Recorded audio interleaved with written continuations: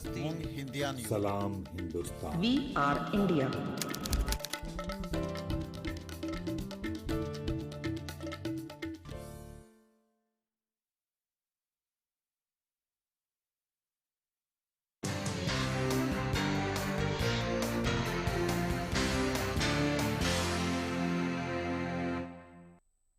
Hello, namaskar and a very warm welcome to Express News with me, Deepika, your window to quick and crisp 100 news updates from the country and the world. Let's begin.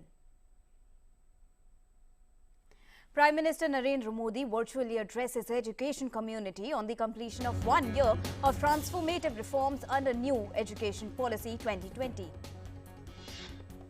Addressing the August gathering, Prime Minister Narendra Modi today said a number of big decisions were taken in the past year in the education sector. Prime Minister Modi said the implementation of NEP is also part of Azadi Ka Amrit Mahotsav. He said the youth of the nation is fully prepared for positive change.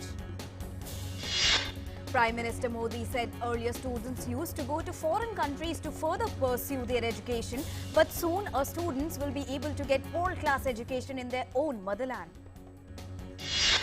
Prime Minister Modi said that NEP, which is the National Education Policy 2020, also lets students prioritize their education in their own mother tongue. They will have multiple options to choose their medium of instruction.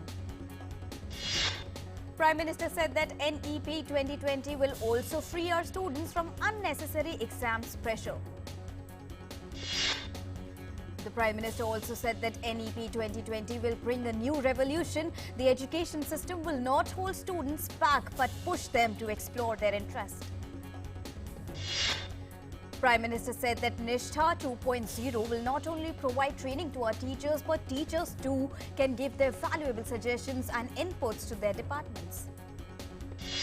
Prime Minister said that Vidya Pravesh program launched today will bring the concept of play schools to the remotest parts of the country.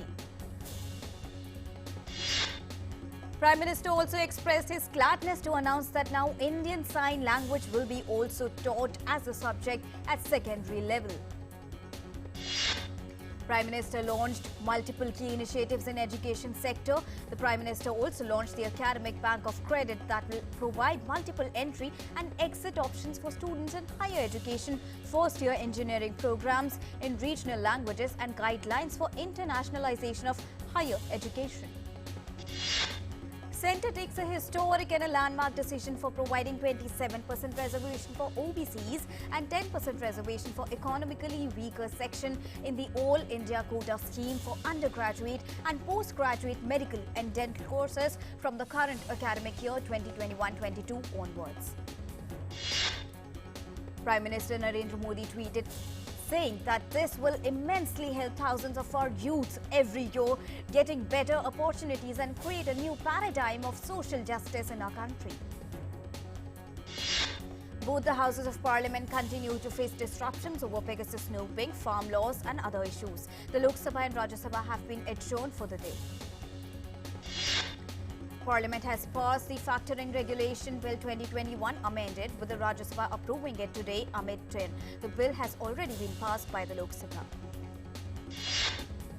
Amid 10, the Lok Sabha passed the Airports Economic Regulatory Authority of India Amendment Bill 2021 and the Inland Vessels Bill 2021 without discussion. Lok Sabha Speaker Om Birla expresses unhappiness over unruly behaviour of agitating opposition members. The Speaker said hurling of papers on the chair and treasury benches is not according to the tradition of Parliament and it is contempt of the glorious tradition of the House. Speaking in Rajya Sabha, External Affairs Minister Dr. S. Jaishankar replies to a question by the MP on India-US relations and human rights violations. He says that India has clarity on Quad and there is no need to worry about false narratives. He added that India looks at Quad as a platform where 4 countries come together for good for the world. Union Minister of Sports and Youth Affairs Anurag Thakur congratulated Mirabai Chanu for making India proud. Speaking in the Lok Sabha, the minister said that our players are performing very well in the Olympics this time and we are hopeful of many more upcoming achievements. Union Women and Child Development Smriti Irani, Minister, today informed the Rajya Sabha that pregnant women in the country are being provided direct help from the government at the time of the pandemic. A village in Jammu Kashmir's Kishtwar district was hit by a flash flood following a cloudburst early Wednesday. Till Wednesday evening, 7 bodies were recovered and 17 injured persons were rescued from the debris.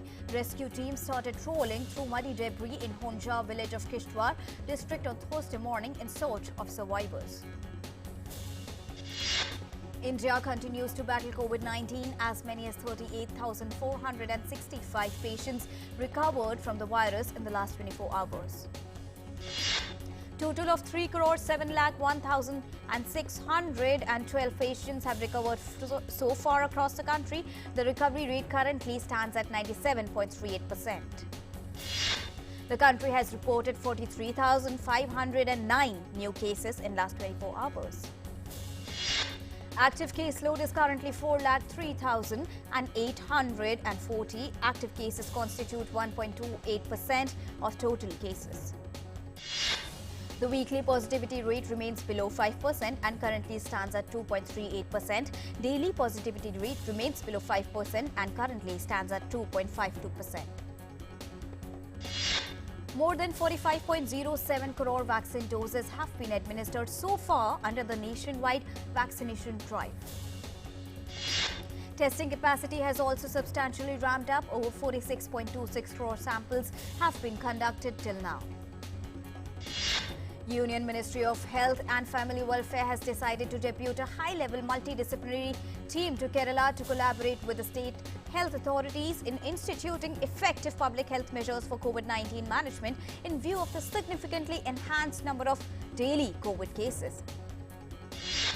The team shall work closely with the state health departments, taking a stock of on-ground situation and recommend necessary public health interventions to contain the large number of cases being reported by the states.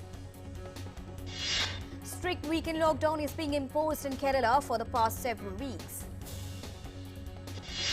The 30-share SENSEX on Thursday surged by 209.36 points to end at 52,653.07. The 50-share Nifty also advanced 69.05 points to close at 15,778.45.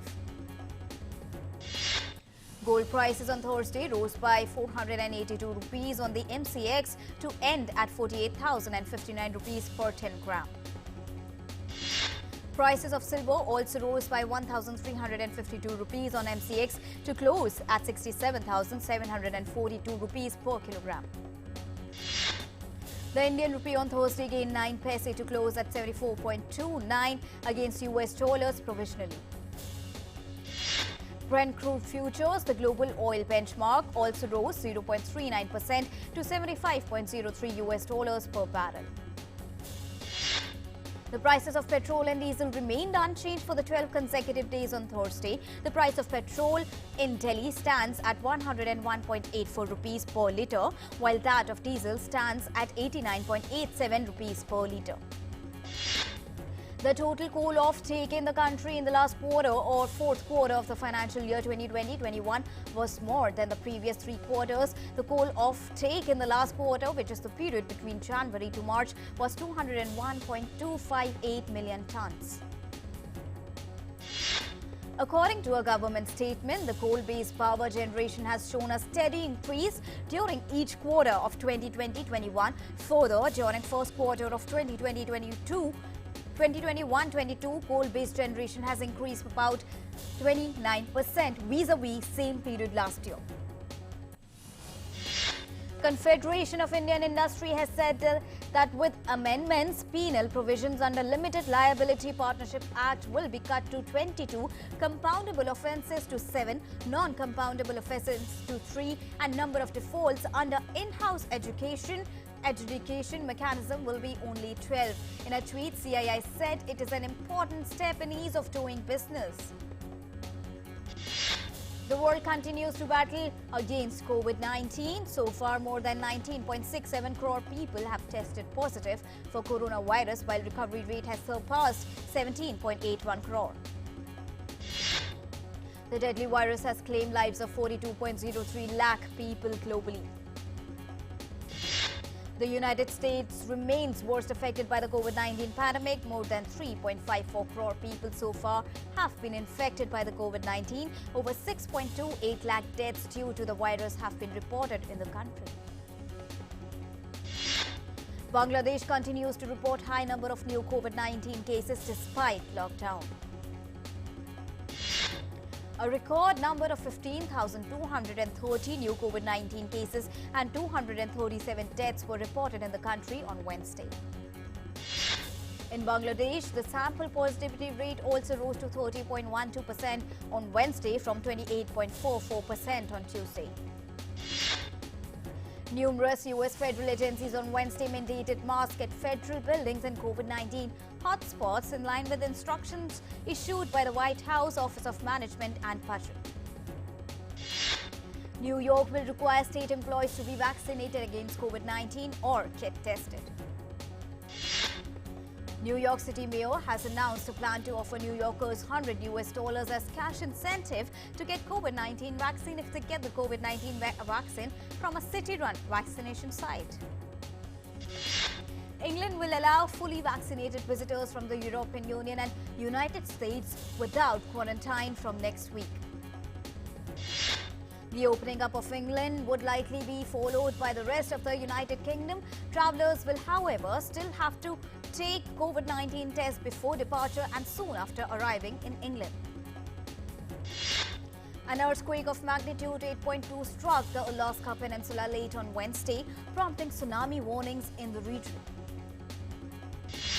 The U.S. Senate voted to move forward on a $1.2 trillion bipartisan infrastructure deal after negotiators reached agreement on the major components of the package. The U.S. Senate voted 67 by 32 to take the first procedural step towards debating the measure that has the support of President Joe Biden. In a Twitter post, the U.S. President said the Senate reached a historic deal on infrastructure. The bipartisan infrastructure deal is the largest infrastructure bill in a century. It will grow the economy, create good-paying jobs and set America on a path to win the future. Pedro Castillo on Wednesday was sworn in as Peru's fifth president of Peru. He vowed to tackle what he said were persistent social divisions in Peru that dated back to colonial days. A leftist former teachers' union leader, Castillo was elected in last month's vote as a representative of Marxist Party.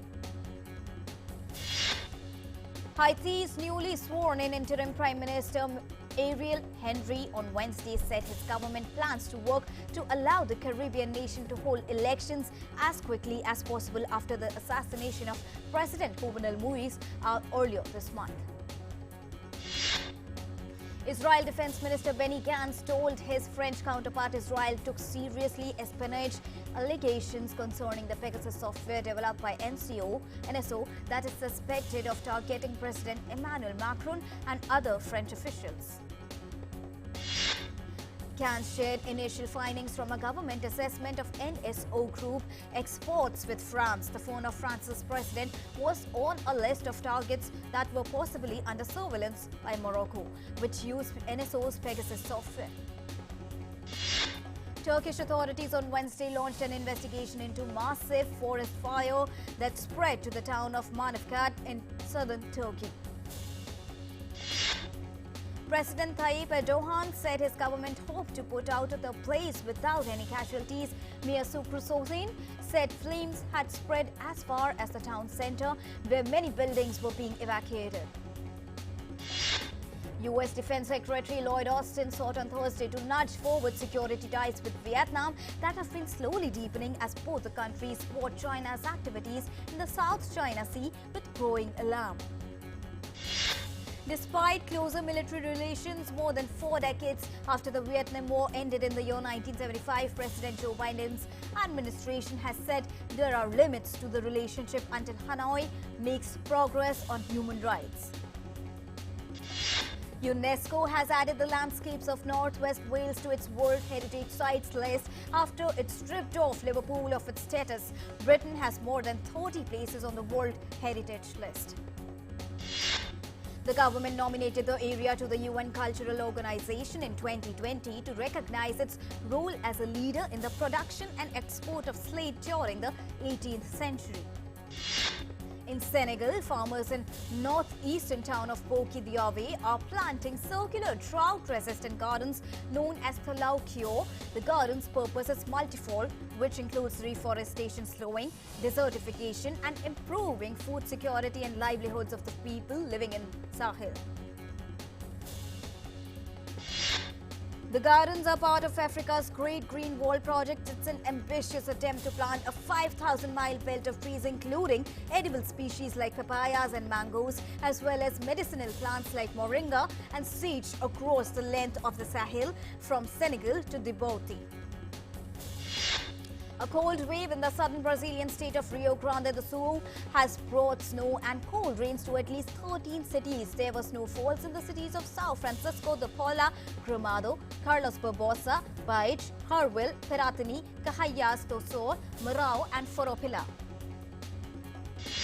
Tourists and locals used the opportunity to take pictures and play in São Francisco de Paula. The temperature there was expected to reach -2 degrees Celsius.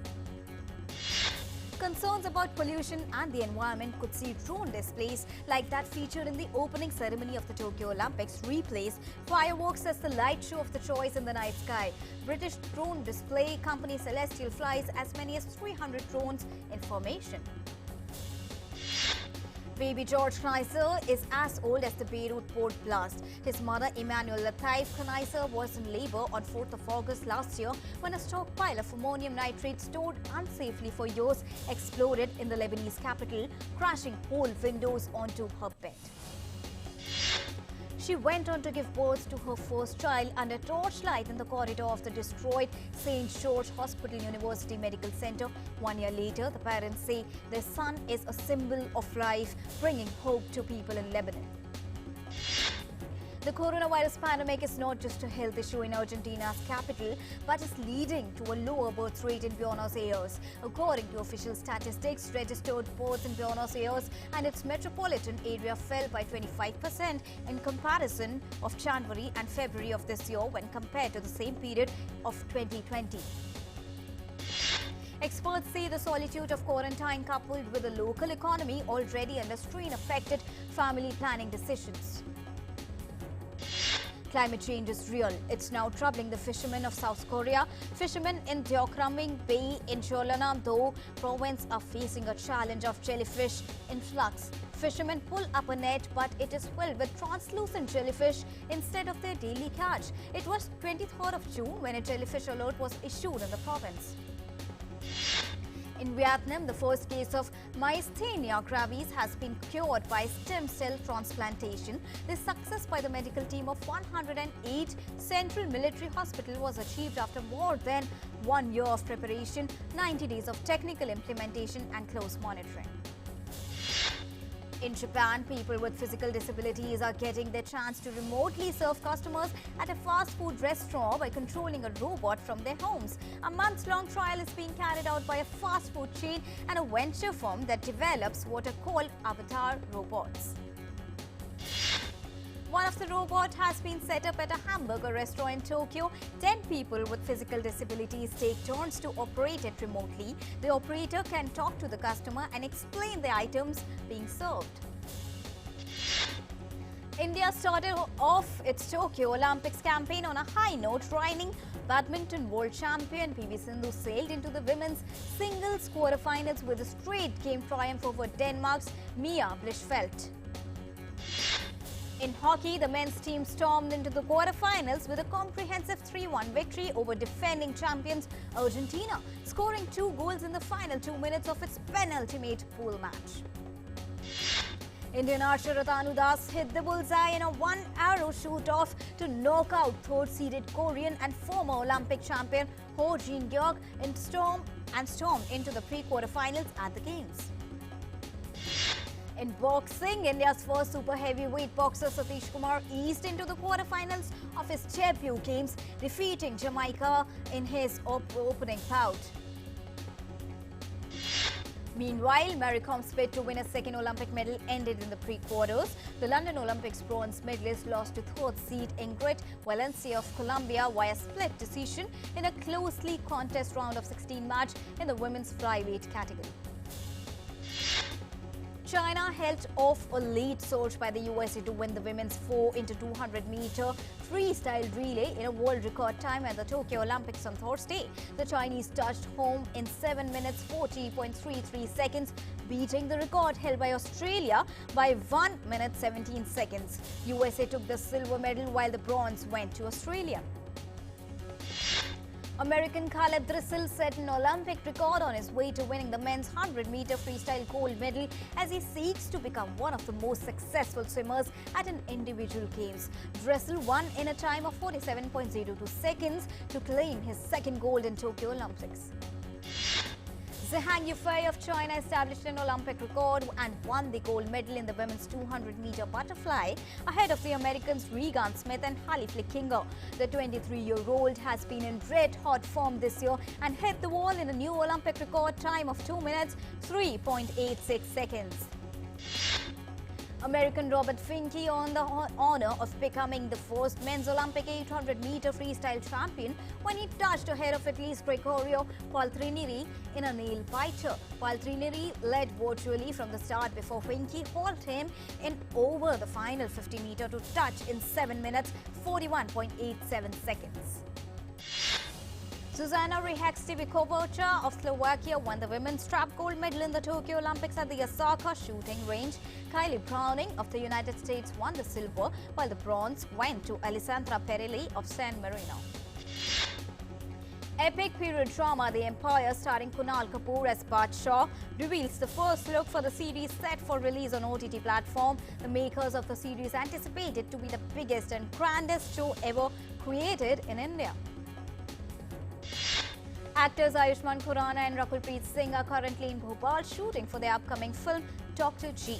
The movie is based on the campus of a medical institute with the actors playing medical students.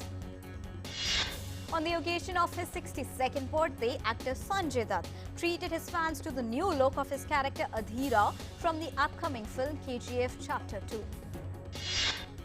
Actor Yami Gautam wraps up shoot for her upcoming thriller movie on Thursday. In the movie, Yami plays a play school teacher named Naina Jaiswal who takes 16 toddlers as hostages. National Award-winning director Rakesh Prakash Mehra's first book, The Stranger in the Mirror, features special piece from Sonam Kapoor titled Rakesh Made Me Sonam Kapoor. Actors Tiffany Haddish and Lakeith Stanfield in talks to star in the remake of 2003 Disney film The Haunted Mansion. The movie is based after the theme park ride of the same name in Disneyland since 1969. British girl band Little Mix joined the prominent lineup at the Madame Tussauds Wax Museum in London. The wax statues are based on the look at the band from their 2019 music video Bounce Back. First look of Will Smith starring King Richard has been revealed by Warner Brothers. Smith plays the character of Richard Williams, the father and coach of tennis legends Serena and Venus Williams. Animated comedy series The Prince, based on the British royal family, to be released today on online streaming service by HBO. The show is created by Carrie Chenoweth, producer of Family Guy. And lastly, we love New York City. The homecoming concert scheduled to take place on 21st of August. The concert will feature Bruce Springsteen, Jennifer Hudson, Barry Manilow and LL Cool J among others, and will be aired globally by CNN. And that's all for now, but news continues here on D-Day India. Keep watching. Namaskar.